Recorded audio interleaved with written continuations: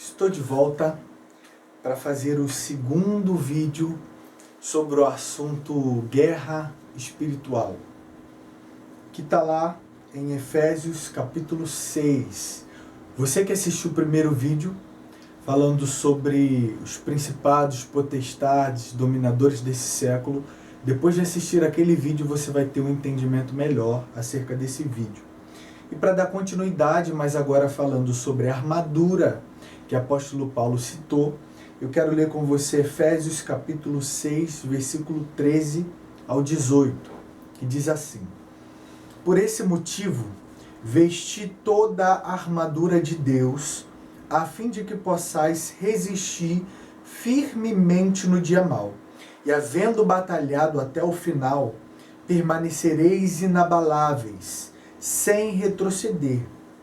Estais, portanto, firmes, trazendo em volta da cintura a verdade, e vestindo a couraça da justiça, e calçado os pés com a preparação para pregoar o evangelho da paz.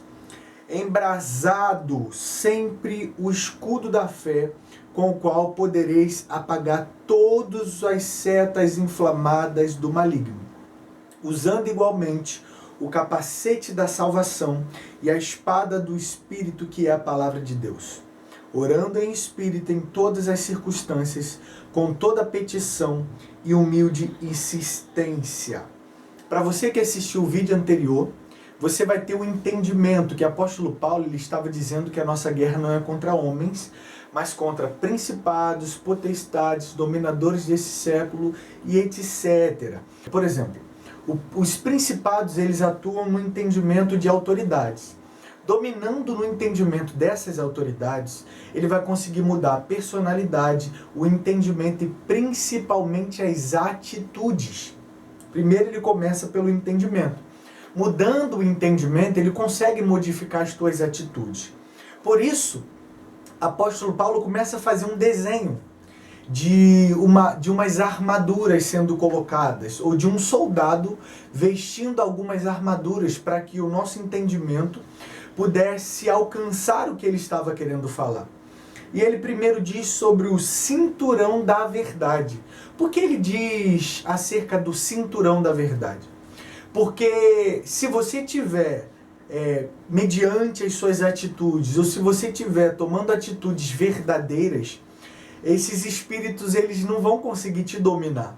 Porque a verdade, ela é a base. A mentira, ela só pode existir até a verdade ser descoberta.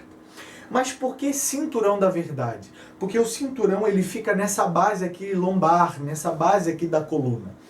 Essa base, ela sustenta o seu tronco, essa base, ela sustenta a sua coluna.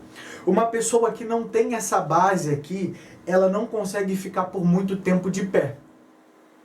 Por exemplo, eu conheço um rapaz que ele sofreu um acidente, ele não tem as suas duas pernas, mas ele tem essa parte aqui, ó, da sua cintura. Ele consegue até ficar de pé, mas ele não suporta ficar por muito tempo, porque essa parte aqui começa a ficar dolorido. Ele chora, ele grita e ele pede logo para ser colocado em cima de uma cama. Se você não tiver o cinturão da verdade, se essa parte aqui do equilíbrio do homem não estiver cingindo com a verdade, você não consegue ficar de pé por muito tempo. Porque o principado, ele sempre vai trazer as mentiras. Deus, ele sempre vai estabelecer a verdade. E as verdades vai ser como um pilar para sustentar o seu corpo inteiro. Depois ele vem dizendo sobre a couraça da justiça. A couraça da justiça, ou peitoral, que guarda o coração. Ele disse isso porque os principados, as potestades, eles sempre vão se instaurar trazendo injustiça, corrompendo a mente. Por exemplo, a Bíblia diz que a má conversação corrompe os bons costumes. Os principados, as potestades sempre vão tentar influenciar pessoas para o lado da injustiça. Mas se a tua atitude for de alguém justo, alguém que não mente, alguém que não rouba, alguém que não profana, alguém que não fala mal do seu próximo, então diante de Deus você é alguém justo. Diante de Deus é como se você estivesse guardando o teu coração com a justiça. E com isso é como se você estivesse blindado com a couraça da justiça, com o peitoral da justiça. Logo depois ele diz sobre os seus pés. Com os pés, com o sapato nos seus pés, com a preparação para pregoar o evangelho. Por quê? Porque você pode ter pés, mas se você não usar os teus pés para caminhar, você nunca vai viver o que as escrituras sagradas dizem, que aonde você colocar a planta dos seus pés, você vai tomar por herança. Não adianta ter 2 pés sem nunca ter caminhado para anunciar. Pés como preparação para apregoar as boas novas, para apregoar o evangelho. Os seus pés eles servem para caminhar e apregoar o evangelho. Não é quando você acha que está vestindo os sapatos como preparação que você está. É quando você começa a pregoar o evangelho, é quando você começa a falar das boas novas, é quando você começa a falar de Cristo que prova que você está cingindo os seus pés com esses sapatos. Por que o apóstolo Paulo faz essa coligação de armaduras com atitudes? Porque os principados em sua existência, ele toca no entendimento para mudar as atitudes. Então ele fez essa coligação para que a gente possa entender melhor. Escudo da fé, porque a fé é o firme fundamento das coisas que não se vê, mas se espera. A fé, sem fé, é impossível agradar a Deus, mas com fé é possível agradar a Deus. Eu preciso ter a certeza daquilo que eu não consigo ver, mas eu espero. E a fé, ela vem pelo ouvir e ouvir a palavra de Deus. Se você não para ouvir a palavra de Deus, você não tem fé, você não é gerado fé, porque a fé vem pelo ouvir. E ouvir não é livro, não é revista, é ouvir a palavra de Deus. E quando você ouve a palavra de Deus e gera fé dentro de você, é como se você passasse a ter um escudo. Quando você tem fé, é que você tem esse escudo. Nós precisamos crescer em fé. Por isso, por exemplo, que Jesus virou para Pedro e disse: tu tivesse fé, homem de pouca fé. Nós precisamos ter fé para ter o escudo. Não é quando eu penso que eu tenho um escudo que eu estou com ele. Não. É quando eu tenho fé que eu tenho um escudo. Porque a fé está dentro de nós. Quando você tiver fé, grão de mostarda, você dirá ao monte, se mova, e o monte se moverá. A fé não está em coisas, a fé está dentro de você. As escrituras sagradas nos diz que você vai depositar sua fé no monte e o monte vai sair. Não, ela diz, quando você tiver fé, ainda que seja de um tamanho de um grão de mostarda, você dirá ao monte, se move e ele se moverá. Porque o escudo, ele vai te proteger, porque esse escudo é fé, é a certeza daquilo que você não vê, mas você espera. O inimigo pode até te contra-atacar, mas mediante ouvir a palavra de Deus, essa palavra gera dentro de você uma certeza, uma convicção, e as tuas atitudes são mudadas mediante a fé. Então, mediante as suas atitudes, essas setas, essas flechas que são lançadas do maligno, não conseguem entrar por causa da sua fé e da sua vivência. Você só vai conseguir viver algumas coisas com Deus quando você crer, quando você acreditar, quando você tiver fé. E vivendo isso, você vai ter um escudo. Porque quando esses principados, essas potestades olhar para a sua atitude, vai falar, pô, não tem como. Ele está cingido com o escudo da fé. As atitudes que ele toma é a atitude de quem crê. Ainda que esteja faltando tudo, ele não mente, ele não rouba. Por quê? Porque ele crê que o Deus dele vai se levantar. Talvez, como a mulher de Jó falou, amaldiçoa esse teu Deus e morte. Que amaldiçoa o quê? Eu creio que o meu Deus se levantará. Eu creio que ele vai se levantar.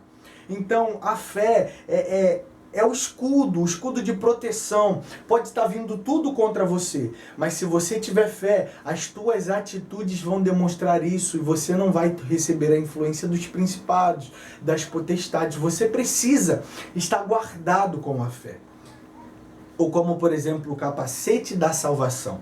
Uma das coisas que o apóstolo Paulo fala é sobre o capacete da salvação. Por quê? Porque o capacete da salvação fica na cabeça. Capacete é colocado na cabeça. Esse capacete da salvação, ele aponta para pessoas que ainda têm dúvidas da sua salvação por causa das suas atitudes. São pessoas que erram constantemente, que pecam constantemente e de vez em quando se perguntam: será que eu vou ser salvo? Será que se Jesus voltar hoje, para onde eu vou? Você precisa ter a certeza da sua salvação.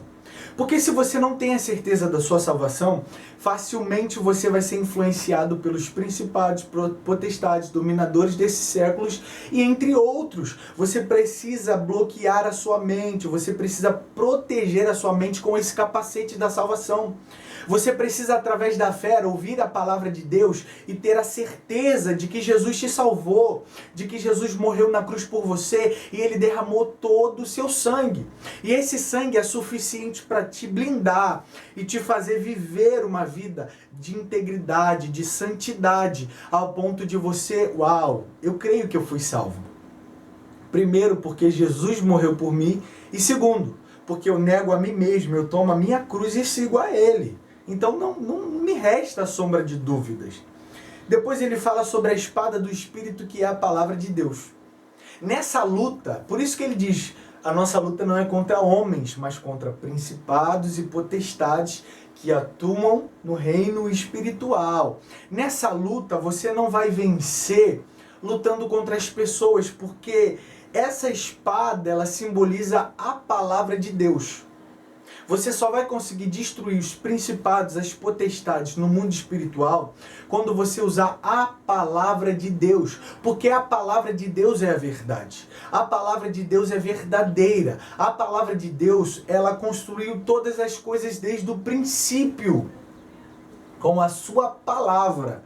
Deus criou o universo e tudo que nele há. E depois ele diz que haja luz. Ele disse que haja luz através da sua palavra. E houve luz. E depois Deus começou a fazer separação. Então você pode ver que a palavra de Deus, ela é tão verdadeira. A palavra de Deus, ela é tão poderosa que quando você guarda, quando você conserva a palavra de Deus dentro de você, ela é como se fosse uma espada. Que quando o diabo, quando o inimigo, quando os principados e potestades tentam governar sobre a sua vida, você usa a palavra. E contra a palavra não há potestade, não há principado, não há arma, não há nada no mundo espiritual que consiga ganhar da palavra. Porque a palavra é como uma espada. Você precisa meditar na palavra. Para ter a palavra, e quando você tiver a palavra no seu entendimento, é como se você tivesse armado com uma espada. E nada mais vai conseguir te vencer. Como, por exemplo, quando Jesus foi tentado lá em Mateus capítulo 4, quando Lúcifer disse para ele: ei, tu não é filho de Deus? Transforme essa pedra em pão. E Jesus olhou para ele e disse: nem só de pão viverá o homem, mas de toda palavra que procede da boca de Deus. Ele deu uma espadada no diabo com uma palavra. Você precisa conhecer as escrituras sagradas para vencer o diabo. Ou quando a Bíblia diz: jovens, eu vos escolhi porque sois forte e já venceste o maligno, porque a palavra de Deus está em vós, ou habita em vós. Quando você começar a guardar a palavra de Deus, no mundo espiritual vai ser como se você tivesse com uma espada. E qualquer luta que você entrar, você está vivendo na palavra, as tuas atitudes é baseada na palavra. Nenhum demônio vai conseguir ficar na sua frente, porque contra a palavra não há argumento, contra a palavra não há grilhão, contra a palavra não há cadeia, contra a palavra não há nada, porque a palavra liberta, porque a palavra traz vida. E orar em espírito. Orar em espíritos existem diversas definições. Você precisa estar cingido com a verdade, que é o cinturão. Você precisa estar com a justiça, que é a couraça. Você precisa estar com seus pés, com a preparação para pregoar o evangelho, que é os sapatos. Você precisa ter a fé, que é o escudo. Você precisa ter a salvação, que é o capacete. Você precisa ter a palavra de Deus, que é a espada. E você precisa ter a oração, que é a oração em espírito. Que você possa, a partir de hoje, buscar a verdade, a justiça, falar, pregoar o evangelho, a fé, a salvação, a palavra de Deus e a oração, para você ter essas armaduras. Era isso que o apóstolo Paulo ele queria dizer para o povo de Éfeso. Que eles precisavam se guardar na verdade, eles precisavam se guardar na justiça, eles precisavam se guardar na fé, eles precisavam ter a certeza da salvação. Porque quando você não tem essas características, você está desarmado no mundo espiritual e facilmente você vai ser vencido pelos principados, potestades que atuam no mundo espiritual. Guarde a sua vida espiritual, guarde a sua integridade, guarde as suas atitudes nesses pilares e você vai ver que você vai estar protegido com as armaduras de Deus. Que Deus te abençoe.